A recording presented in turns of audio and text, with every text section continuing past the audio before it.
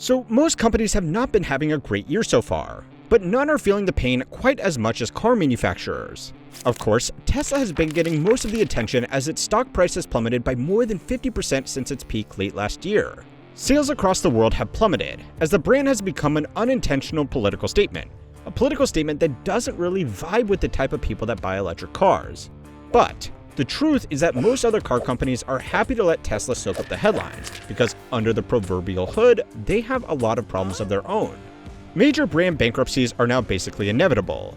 Will they, won't they trade wars are crippling supply chains, new manufacturers from China are undercutting global markets, and worst of all, people just simply can't afford to buy cars right now. And in response to this simple financial reality, automakers have responded by making their cars more expensive than ever before. Told Honda it wants to call off merger talks. That's according to a Reuters source on Thursday. Honda, Mitsubishi and Nissan had been in talks to form a joint holding company, but ultimately they could not agree on terms. For buyers with limited income or credit scores, Jessica Caldwell of Edmonds says more Americans are opting for longer repayment plans. And finally, Bill, for folks who are really struggling, I always say this one, pick up the phone, call your lender, let them know the truth. You're struggling and you need help. So the simple reality for most people in America is they can't responsibly afford to own a car, but they also can't afford not to own a car. The Federal Aid Highway Act of 1956 built out the American interstate system and decidedly made most cities extremely car-centric. These new highways connected cities, and lobbying from automobile manufacturers pushed local public transport out of the way in favor of car-friendly streets. The adoption of the car also let mostly middle-class white Americans move out of cities and into newly developed single-family suburbs built around independent transportation. According to data from the US Census and the American Public Transport Association, 92% of American households own a car, but only 55% have access to any form of public transportation. And even for those that do, it's not always reliable or practical. Now, this has hurt the finances of a lot of households in truly unprecedented ways over the last 7 decades, but it has been fantastic for business. America has had the world's most valuable car market for most of the last century. Today, we have been overtaken by China, who buys roughly twice as many cars as we do, but they also have almost 5 times as many people, so it's not really fair. We also on average buy much larger and more expensive cars. Even though China buys twice as many vehicles, total market revenue is roughly the same because we spend almost twice as much on every car.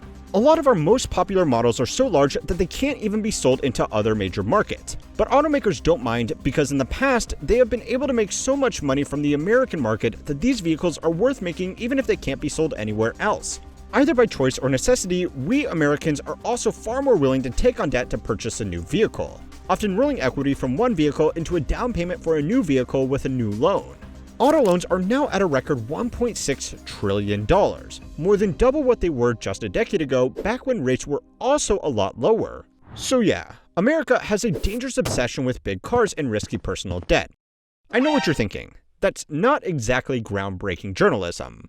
But a unique mix of record high debt, high interest rates, collapsing secondhand values, high sticker prices, stagnating purchasing power, and uncertain economic conditions might mean that the car market has created its own reckoning. So it's time to learn how money works to find out how much further the car market can stretch itself. This week's video is sponsored by FlexiSpot. I spend hours sitting at my desk every day, and my old chair just wasn't cutting it. Uncomfortable, unstable, and honestly overdue for a replacement. After searching for a high-quality ergonomic chair, I found the FlexiSpot C7Max, built for all-day comfort and durability. The adjustable backrest moves up or down to fit your height perfectly, and the lumbar support isn't just for your lower back. It also supports your sacrum for better posture. The 3D adjustable headrest tilts to your ideal angle and can be readjusted in seconds, while the 5D armrests move effortlessly to support your arms while typing or gaming. Unlike basic chairs, this one has a 0.2-inch latex seat cushion with memory foam, designed to keep you comfortable for up to 12 hours without losing support. It also offers a 135-degree reclining backrest and customizable seat depth, so you can fine-tune it exactly how you like. Whether I'm working, gaming, or just leaning back to relax, the C7Max keeps me supported in every position. And with a 30-day risk-free trial and a 10-year warranty, you can try it out with confidence. Check it out using my link in the description for the best price. And if you're on a tighter budget, the C5 model is another great option with solid build quality and essential ergonomic features. The price of an average new car has increased much faster than average wages. Today, the average car would set you back just under $50,000, which is only $9,000 shy of the average annual salary, before taxes. Buying the car is also just step one. Insurance and maintenance on increasingly technical cars has also become more expensive over time. So, how can people afford to spend their entire income on a car? Well, of course, they can't. According to data from the Fed, over 80% of new vehicle purchases today were done through financing, and dealerships have recognized this as one of their primary profit centers. The average dealership today is more of a loan shop with an occasional side hustle of selling some cars, and over time, they have become increasingly creative with how they will finance a vehicle. In the bad old days, people would just save up and buy a car, and then auto loans became more popular as other costs ate into average household budgets. People still had to put money down, but it was a way to make the car buying process less of an upfront commitment. Today, dealerships will use the equity in a half paid off car as the down payment for the next new car as long as the entire transaction goes through them. This is, or was, incredibly profitable, because it let dealerships make a little bit of margin from the new car sale, the used car trade-in, and the financing. But this financing treadmill has now put the whole market in a very difficult position. Used car prices spiked during the pandemic as supply chain breakdowns caused shortages. This let people trade in their old cars at higher prices to put down payments on more expensive new cars. If you were lucky and had a popular model back then, you might have been able to get more for your 3 to 5 year old car than you had spent on it when it was new. Now, the trade-off was that new cars were hard to buy and often came with dealership markups to account for market pricing. Now, this wasn't a problem back then, but it is a problem now as those cars try to repeat the cycle of rolling debt into new purchases. The average price of a used car has fallen considerably because supplies are no longer a major issue, and budget-conscious used car buyers don't have as much disposable income as they did 3 to 4 years ago with low interest rates and stimulus checks. And if things were looking bad for gas cars, it's significantly worse for EVs, but more on that soon. This means people are still underwater with the cars they have purchased with significant markups back in 2022. Some of these people can't even afford to sell their car without putting their own money down to clear their debt, let alone use the equity in their car to buy a new car. To make matters worse, car companies noticed the markups that customers were willing to pay the dealerships and wanted some of that action for themselves. When it was difficult to get enough components to keep up with demand, car companies started prioritizing higher trim variations of the same model to maximize the revenue on higher margin units. Optional extras like driver aids, sunroofs, heated and cooled seats, better sound systems, and infotainment are all sold at a significant markup from their component costs. In some cars, these components are installed anyway, and the features are just manually disabled for customers who didn't select the optional extra, so manufacturers really liked creating these higher spec vehicles. This trend quickly resulted in the market today where affordable new cars, even from previously economy-focused brands, are all but extinct, and mid-range brands are now marketing themselves as competitors in the much more lucrative luxury market. Now, this is not unique to just the car market. A lot of companies have either gone down market to focus on a growing number of cost-conscious consumers or have taken their entire brand up market. We've mentioned it before, but it's worth repeating, that the wealthiest 10% of households now account for 50% of all the spending done in the economy and are responsible for all of the economic growth. But the thing with the car market, and you are going to have to trust my math on this, but the top 10% of income earners only actually makes up 10% of the population. And even then, not all high-income households are interested in buying premium vehicles. Yes, some high-income earners have car collections, but this is still a very rare minority. As car equity dries up, interest rates have jumped, and new cars have become more expensive, it's become harder for dealerships to get deals done. Now, according to data from the Bureau of Economic Analysis, car sales have fallen, but not significantly. We are buying about 1 to 2 million fewer cars every year than we did before the pandemic. Not great, not terrible, right? Well, not exactly. All of these market conditions have combined with one unfortunate reality. Cars are just getting better.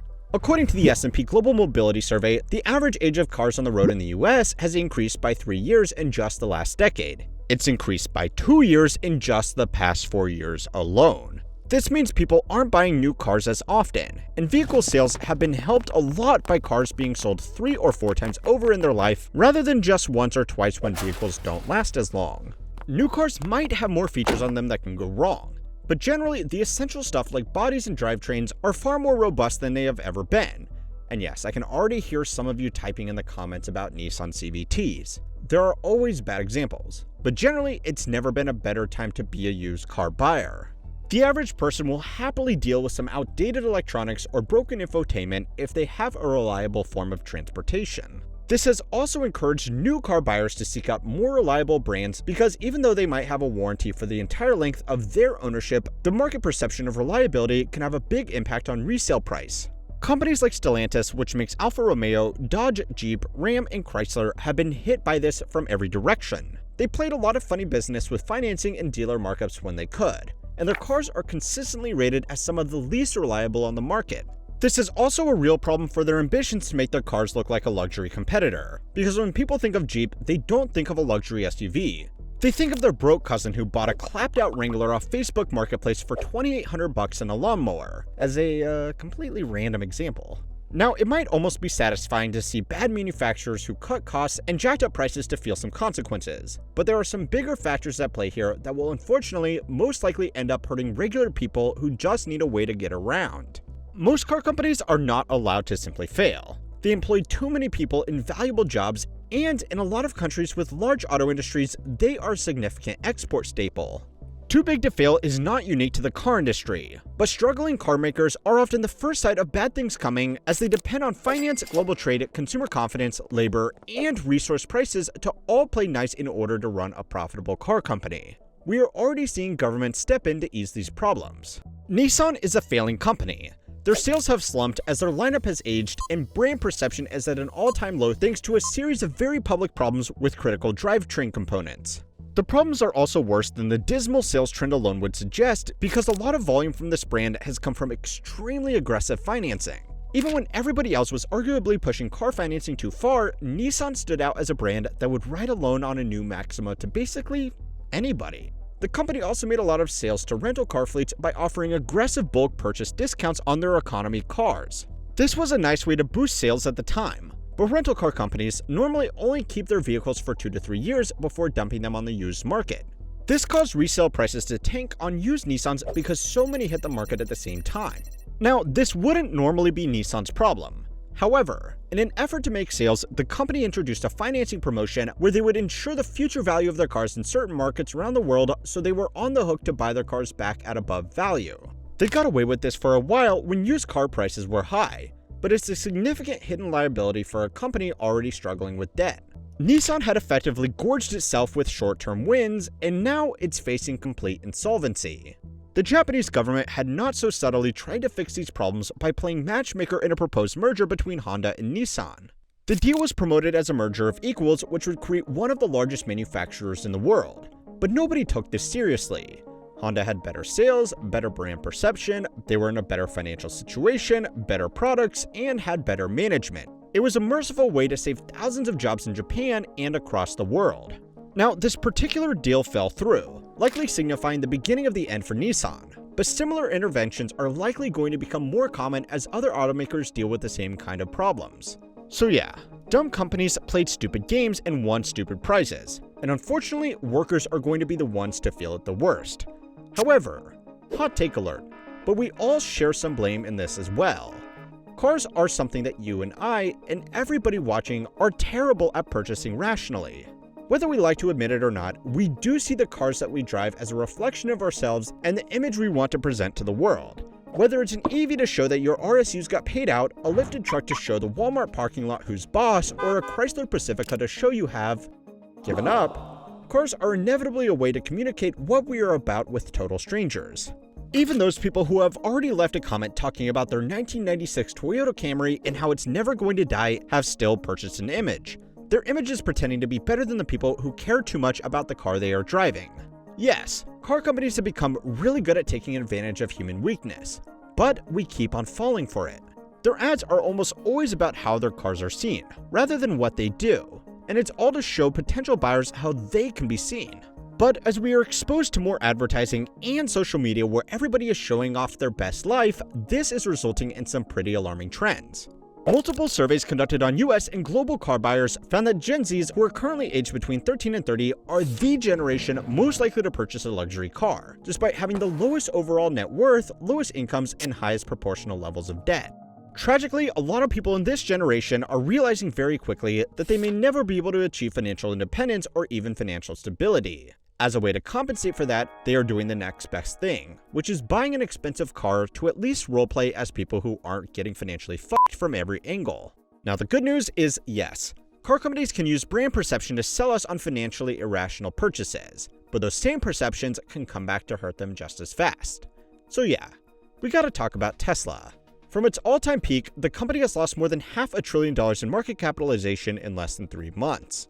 Uncertainty around trade wars, competition in global markets from highly competitive Chinese EVs, a general consumer shift back to internal combustion engines, and broader market slowdowns have all hurt the world's most valuable automaker. But let's be honest, whether you love him or hate him, Elon Musk is inextricably linked with the company's brand image. He has gone from someone who could be the sole marketing strategy for the entire company to an individual that is pushing a lot of people who would consider buying an EV away from the brand. Now, other car companies are probably really happy he is getting all of this attention, because even though it's a lot slower, people are pushing back against the idea of owning a car at all. Walkable cities, public transport, shorter commutes, and car sharing have all become much more popular issues across America. And while we have a lot of work to undo 7 decades of car-centric planning, having no car is becoming just as fashionable as having a fancy car. 3 years ago, I made a video about why good company CEOs should not be visionaries. Somehow, that video is more relevant today than it was back then, so go and check it out. And don't forget to like and subscribe to keep on learning how money works.